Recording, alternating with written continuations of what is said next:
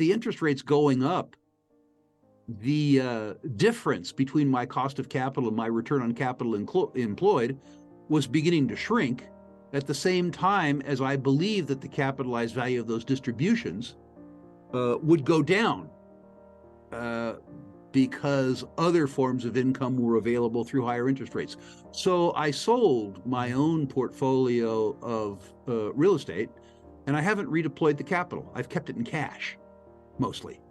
The resource side, I'm really, really attracted by the fact that there isn't much segregation, particularly in the junior resource sector, between high quality assets and low quality assets. I think we're coming into a stock pickers market.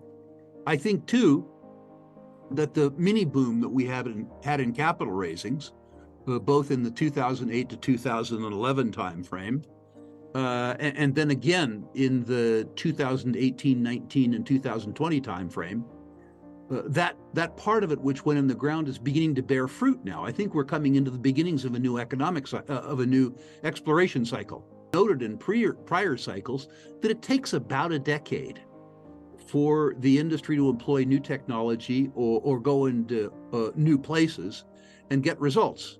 And we have been now in this mini exploration cycle for 10 or 12 years. And I'm beginning to see exploration results around the world that attract my attention. Be bullish. There's nothing, well, not nothing, but nickel sulfides I really like. I like the Chalice people. I like the look of that first drill hole. You know, it was a lot cheaper after it doubled when you had the results of that drill hole to go by. You had some data. So I love that. And I'm going to answer the question, Carrie, but I'm going to disclaim it first. I'm going to name a couple of names based on their potential. Yeah. But one thing that happens is if somebody listens to this interview a year and a half from now, and they don't take into account the news that's happened in the intervening year, understand that everything I'm going to talk about now becomes data dependent. The new piece of Australian business, the new Australian junior that attracts me, not new to the Australian market, it's up nicely, but is Meteoric. It's a little company that I think is going to either cost me half my money or make me 10 times my money. I'm attracted to the grade. I'm attracted to the people, but I'm fascinated by the geology. To it because the indicated grade is high. I'm attracted to it too because it would appear that it's a type of deposit that at least I have never seen before. It appears to be controlled in effect by volcanism, by a caldera. And it appears that the mineralizing event or events, multiple events, were profound. And it would appear to have the hallmarks of a very large and very controlled deposit. While it is in Brazil, Brazil has a long mining culture. As you say, rare earths aren't rare, but rare earths that are economic, decent grade and decent size outside of China are rare indeed. Now, everything that I'm saying is speculative.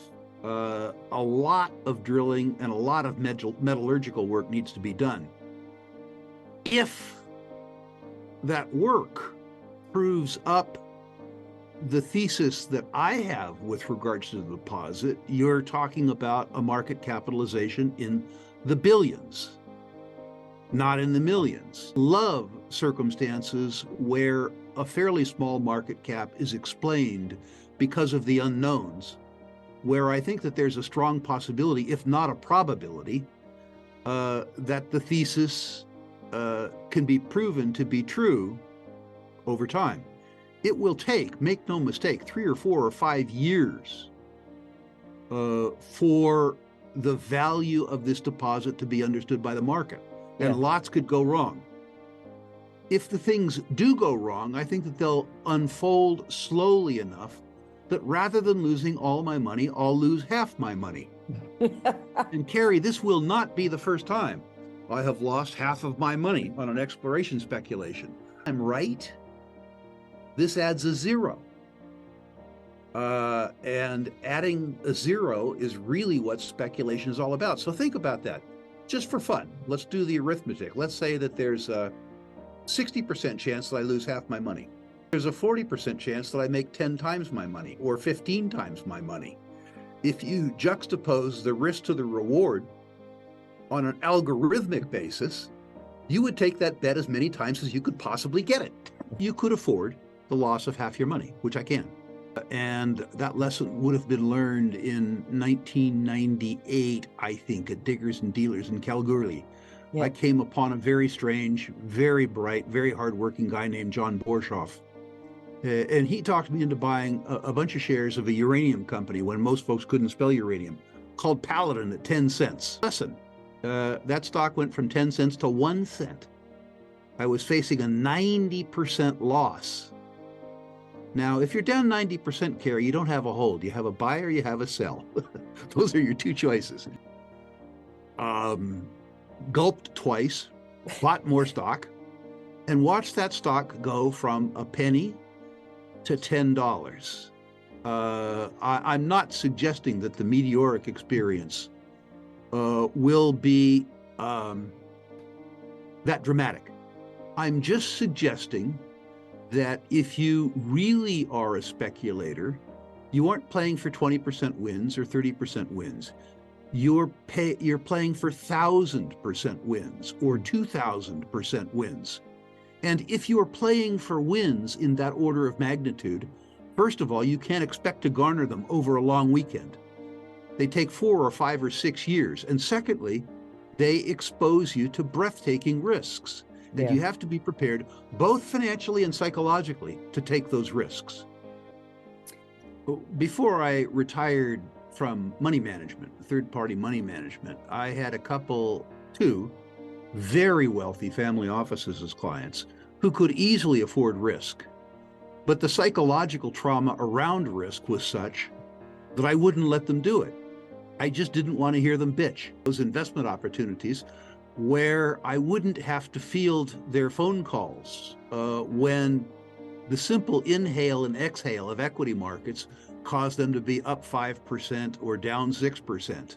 There are people, listen, if the essence of wealth is enhancing your sense of well-being, and you're not financially attuned to either volatility or risk, you should avoid it.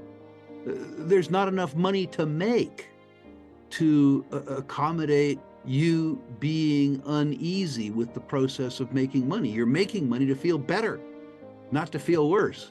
Yeah. So I think people do need to take themselves into account. Now, the truth is, by temperament, partially I'm a speculator. As I told you, Carrie, if I lost half the money in this speculation, it wouldn't be my maiden voyage. This is not, in American parlance, my first rodeo. And I've come to understand that losing money is the way that one makes money. Really, I understand that it's part of the process, and I welcome that part of the process. Yours? I'm hugely bullish about uranium.